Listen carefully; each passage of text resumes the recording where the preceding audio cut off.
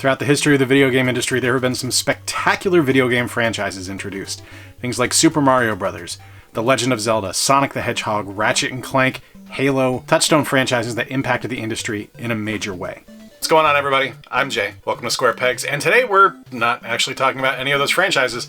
We're talking about a bunch of ones that I think need to be brought back from the dead. Things that have been forgotten by their IP holders and just kind of casually ignored in the past. And we're doing a weird number today. We're doing 7. I usually do 10 or 5 or something like that that's easily divisible, but I'm feeling froggy. Let's talk about 7 games. And we're kicking things off with one of my favorite handheld franchises ever.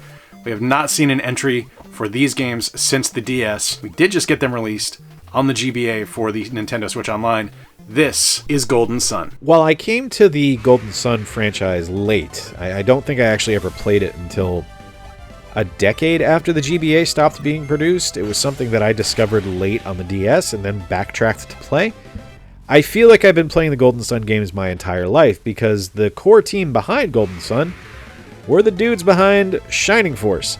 That's why there's so many similarities between the two games, and when I sit and look at it, and not in gameplay, mind you, but there's subtle things like certain animations and things like that are just signature, just draws to what Shining Force did that makes it feel like the same kind of game, just in a different universe. And when I think about this series, and I look at how influential the games they are and how magnificent they are, all I want is something new in this universe.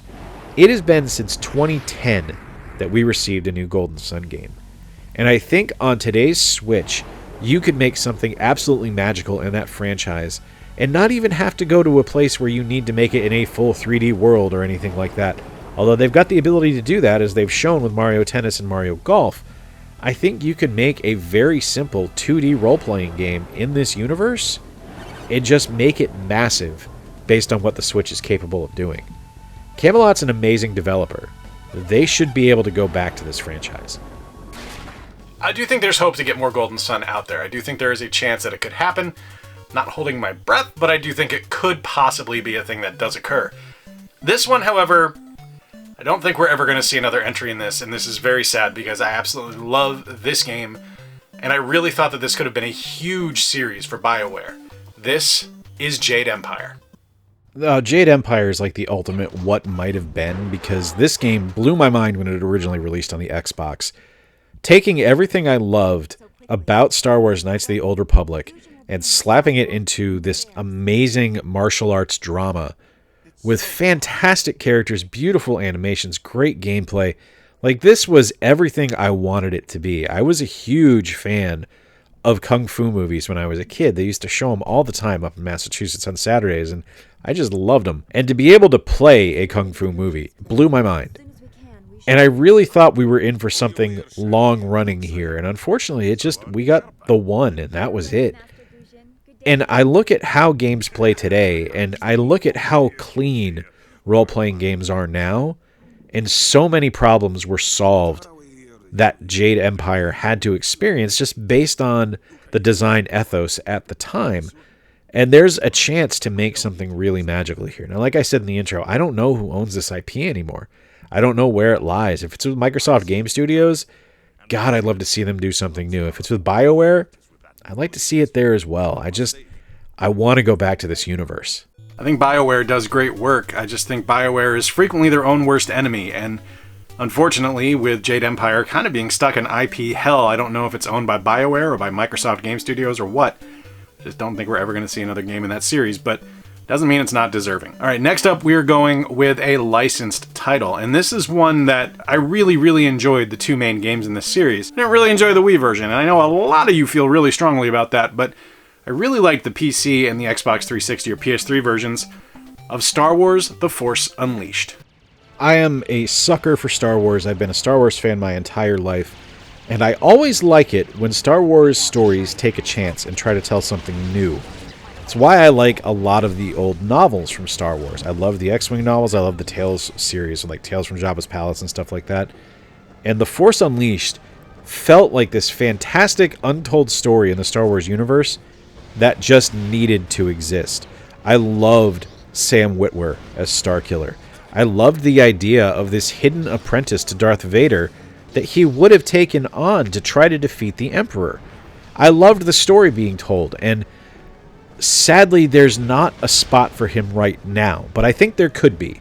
I think there's an opportunity to bring Starkiller forward and to have him in the universe that currently exists with Cal Kestis, because I think there's an opportunity to have a really cool interaction between those two characters. To have a secret apprentice meet a secret Jedi who remained hidden because of Order 66, I just think of the story possibilities there, and god damn do I want to play that game. That would be so much fun. I love The Force Unleashed. I think it's a fantastic series. I thought there were incredible characters introduced there. And I think there's just, like, fertile soil to mine there. There's just so much possibility there. And I don't know that we're ever going to see the return of Starkiller when we have someone like Cal Kestis in the Jedi Fallen Order series. Next up, we are going with a sports game. It wouldn't be a J video without a sports title. This is one of my favorite Nintendo IPs that has died a death. It was last seen on the GameCube. This is the 1080 series. I love the 1080 series. I've loved it since the first time I played it, and I think it's something that is kind of a signature Nintendo experience, because while it does lean heavily into a proper sport and actually kind of observes how the sport actually goes, the gameplay is signature Nintendo because it's deeply, deeply polished and fantastic to control, and that's lost in a lot of extreme sports games nowadays. One of the things I really liked about 1080 was the fact that it was something that anyone could pick up and understand how to play. After you got a couple of runs in, you weren't necessarily an expert, but you were at least good enough that you could competitively race with somebody. And personally, the way I'd bring it back is I would look at the Mario Kart model. I would make sure we had a solid single-player experience, but with a deep online mode so you could hop on and play with your friends at any time. I don't think I'd necessarily put a bunch of Nintendo characters in here, but I would make sure that you had characters that had personality and style and had their own unique aspects to them, rather than just going with cookie-cutter generic characters, because I think that makes it a little bit more fun. I'm kind of sad that this is probably never going to come back, because, I mean, it's been, 20-plus years since we've even seen this franchise mentioned by Nintendo, but I could dream, right? I do love sports games, and I love 1080. It was either that or Wave Race, and I've talked about Wave Race recently, so I wanted to kind of switch it up a little bit. But we're going to stick with the GameCube now, and Henshin a Go-Go, baby. We are going with one of Capcom's most iconic characters that they have forgotten about. Outside of an appearance in, I think, Marvel Capcom 3, he's been nowhere to be seen. This is Viewtiful Joe. I love Viewtiful Joe. I can't say enough how important this series is, because this is just, it's so good. This is Capcom at their absolute wackadooest. Like, there was a really interesting time on the GameCube when Capcom was making some weird crap, and this was one of the weirdest, and I loved it. I loved the style, I loved the personality, the humor, the ridiculous concept, the fantastic combat, the look. Everything about Viewtiful Joe worked, and it could continue to work today with some very minor tweaks. I think there's something really interesting you could do with Joe by making the character influencer heavy now, instead of being interested in movies, making him go for an influencer thing. I think there's so many different directions you could go with it to make it even more ridiculous and just ramp up the bizarreness of this world of Viewtiful Joe. It's a fantastic game. It's a gorgeous game. It plays so well. It is so much fun. I would love to see it come back. I love Joe. I love his entire universe. I love the idea of movies and films turned into superpowers. I think it's amazing. This one here is one that I think there is an opportunity for. We actually got teased by it a couple of years ago, but unfortunately never came to fruition. But how cool would it be to get a new DuckTales entry featuring the art from the new animated series? I think we all love DuckTales. I think anyone that's played either of the original two games on the NES or the remastered release that came out in the PS3, Xbox 360, and Wii U generation, love the game. It has a deep personality and fantastic gameplay, a signature Capcom experience that is just a joy to play and is so much fun. And back in 2020, we actually kind of got teased that we were going to get a new entry in the DuckTales series. And unfortunately, it wasn't to be. So FDG Entertainment actually pitched a DuckTales game to Disney based on the new animated series in 2019, and it was a rejected pitch. And on April Fool's Day, they showed it off to the world on Twitter, and we all ate it up with a spoon because we're starved for content.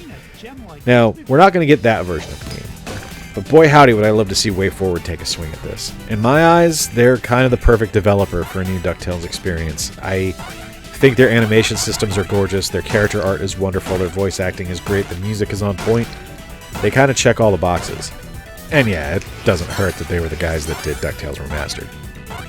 And I know that might be a bit divisive for some folks because people are indeed traditionalists when it comes to Scrooge McDuck and the nephews Huey, Dewey, and Louie, but for me, I loved the new DuckTales series from Disney. I thought it was magnificent. I thought David Tennant as Scrooge was fantastic, and I think the adventures they went on were wonderful. Now, I promise I'm not going to talk about Suikoden, but I am going to bring up a series that I do love that I have talked about on the channel in the past, and one I would love to see keep going, and that is Star Tropics. I have spoken many times about my love of Star Tropics on this channel, and I think it's just one of those signature, like, core memories of childhood of finding a game that you love that no one else knew about. Like, it was talked about in Nintendo Power, sure, but none of my other friends growing up had it, so it was something that was uniquely mine. And it was a game I loved. Like, I always loved the idea of the tropics. It was something that just spoke to me. And I loved the gameplay in the game, and I liked the gameplay in Zoda's Revenge, not as much as the original, but I thought there was something really kind of special here, and it's a series I've always wanted to see brought back. And I think in today's game engine heavy world of development, you could make something really remarkable in the Star Tropics universe using a simplified version of the Breath of the Wild engine. Having a full 3D action-adventure experience where you're going through the Caribbean, you're going to these different islands, finding these amazing items that Mike is able to use, and fighting all these bizarre creatures too. Like, just the 3D designs alone would be amazing. I would love to see that happen. It never will, but I'd love to see it.